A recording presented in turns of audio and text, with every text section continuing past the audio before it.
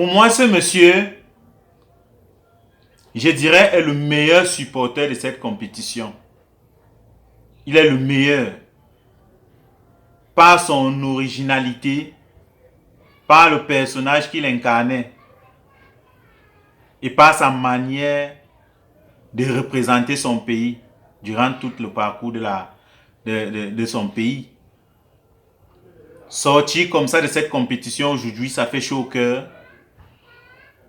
C'est de l'émoi, c'est du regret. On voit réellement quelqu'un qui supportait son pays avec amour. Il était prêt à tout donner pour que le Congo puisse aller en quart de finale. Mais malheureusement, la triste réalité du ballon, la triste réalité du football, voudrait qu'il y ait un vainqueur et un vaincu. Aujourd'hui, le Congo doit rentrer à la maison. Ça fait chaud au cœur, ça fait mal, et c'est triste.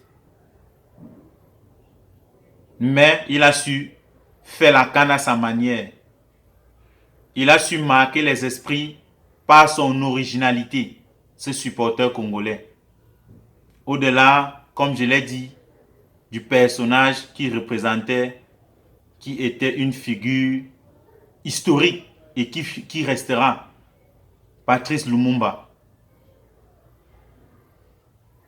Ce monsieur méritait mieux.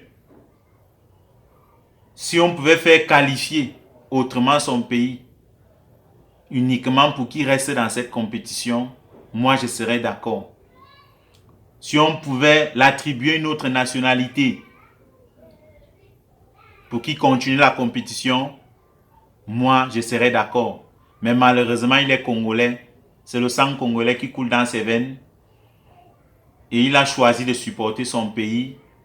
Et si son pays est éliminé aujourd'hui, il n'est plus réellement le supporter, le numéro 1 qu'il était. Le Congo a fait son parcours. Ils n'ont pas démérité. Comme à la précédente édition, le Congo a toujours fait preuve d'une très grande équipe.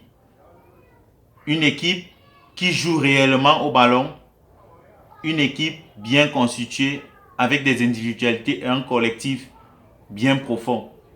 Mais malheureusement, on n'est pas assez fort en termes de football. Même les plus grands peuvent tomber. Et quand il s'agit d'une compétition, il y a toujours des vainqueurs et des vaincus. C'est un truc qui procède à élimination. On peut être grand, on peut être pays organisateur, on peut être favori, mais malheureusement, le sort voudrait que on soit éliminé tôt ou tard. Ils sont sortis par la petite porte hier. Moi, je dirais par la grande porte. Je dirais la petite porte parce que ils ont mal pris ce but à la dernière minute. Là, on les attendait plus.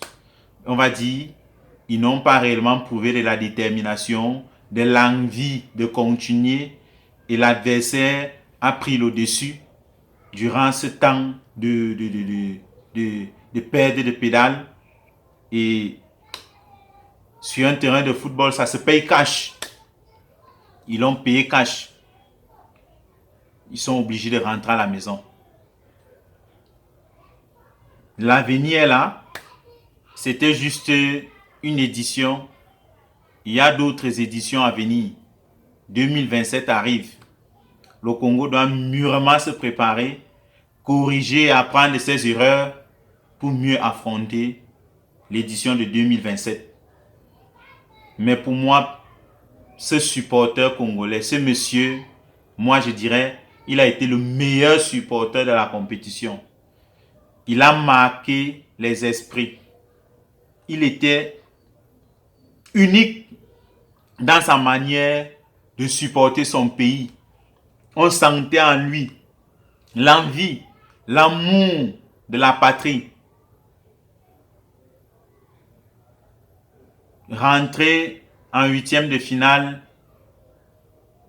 c'est le triste sort. Moi, j'aurais voulu le Congo jusqu'en demi-finale, même en finale. Parce que cette équipe, ils l'ont moulée sur le temps. C'est une équipe qu'on a vu grandir. On a vu une équipe évoluer, qui se construit. Et on a vu des automatismes, un collectif sur le temps qui s'est bâti, mais qui malheureusement n'a pas toujours été récompensé jusque-là. On apprend de nos erreurs et c'est en tombant qu'on se relève facilement et on espère que ils ont tiré une très belle expérience, les Congolais, et ils ont tiré de très belles leçons et ça les présage à être mieux outillés pour l'avenir. Et je suis sûr d'une chose, le Congo reviendra assez fort.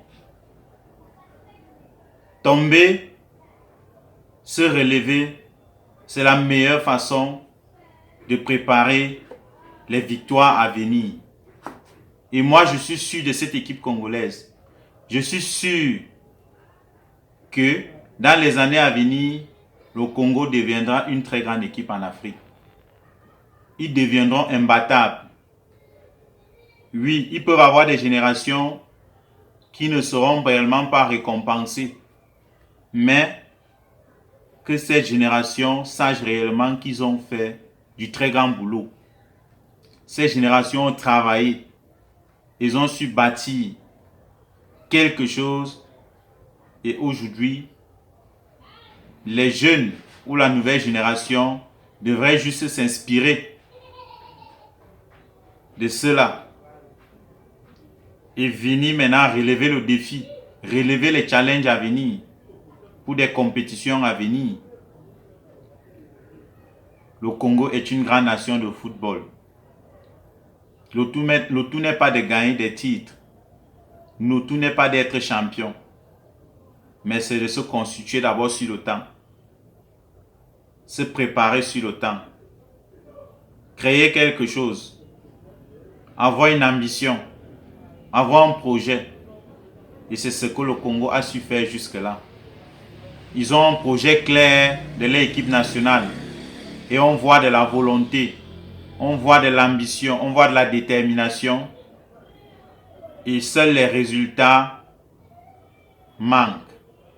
Et on est sûr et certain, dans les années à venir, le Congo aura les résultats qui vont avec. Ils seront juste récompensés à la hauteur des efforts fournis. Oui, ça sera avec des générations à venir, mais ça sera un travail qui aurait commencé fort longtemps. Que le Congo reste concentré, que la fédération congolaise reste objective et que l'équipe ne se décourage pas. C'est au bout de l'effort qu'on a le réconfort, c'est ce qu'on dit. Avec un peu plus de volonté, on aura les résultats. En termes de foot, on peut prendre 5, 10, 20, 30 ans à constituer une équipe, à constituer des équipes,